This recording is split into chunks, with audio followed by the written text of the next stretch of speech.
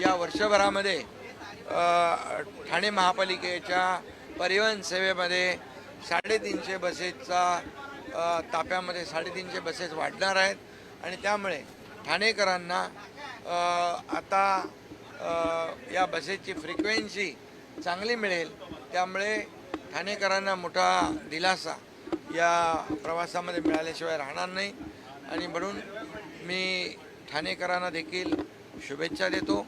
आणि ही बस आपली स्वतःची आहे असं समजून या गाडीची निगा, काळजी, सुरक्षितता ठाणेकरांनी घ्यावी असं आवाहन करतो. पुन्हा एकदा महाराष्ट्र दिन आणि कामगार दिनाच्या खूप खूप शुभेच्छा.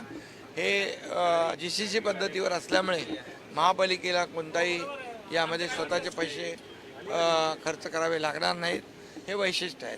भाई, ज्याप्रमाणे प्रवाशांची संख्या वाढते किंवा ठाणेकर नागरिकांची संख्या वाढते त्याप्रमाणेच ठाणेकरांना तर दिलासा मिळणारच आहे. मात्र ठाण्यातली पर्यटन असेल म्हणजे गायमुख चौपाटी असेल, त्याचप्रमाणे शिळफाट्याची इकडची चौपाटी असेल, या ठिकाणी देखील लोक मोठ्या प्रमाणात फिरायला जाण्याची शक्यता आहे. मग चौपाटी पण आपण विकसित केलेली आहे आणि ज्या ज्या ठिकाणी आवश्यकता आहे त्या ठिकाणी या डबल डेकर बसेस जिथे रुंद रस्ते आहेत, या डबल डेकरला जे आवश्यक आहे त्याप्रमाणे त्या रूटवर या डबल डेकर बसेस चालतील आणि ठाणेकरांना एक वेगळा आगळा आनंद या डबल डेकर बसचा लुटता येईल आणि डबल कॅपॅसिटीने प्रवास करता येईल.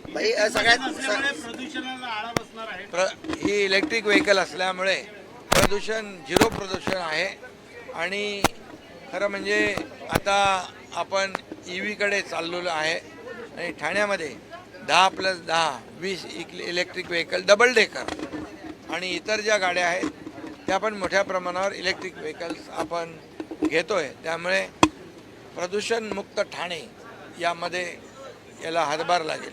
बाई, तिकीट दराची एक मोठी हे असते की प्रवाशांमध्ये उत्सुकता असते की तिकीट दर वाढणार आहेत की त्याच तिकीट दरामध्ये या बसने प्रवास. तिकीट दर वाढणार नाही आणि वाढवणार नाही. पत्रकारांसाठी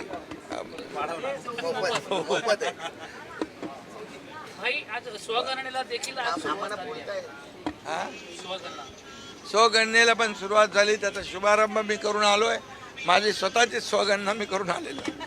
त्यामुळे नागरिकांनी स्वगणनेमध्ये सहकार्य करावं आणि प्रशासनाला मदत करावी. स्वगणना ही अत्यंत आवश्यक आहे आणि त्यामुळे सगळ्यांनी सहकार्य करावं असं अपील करतो. चला, ओके. थँक्यू. चला परत आलो पालिकेत. एक फोटो काढा.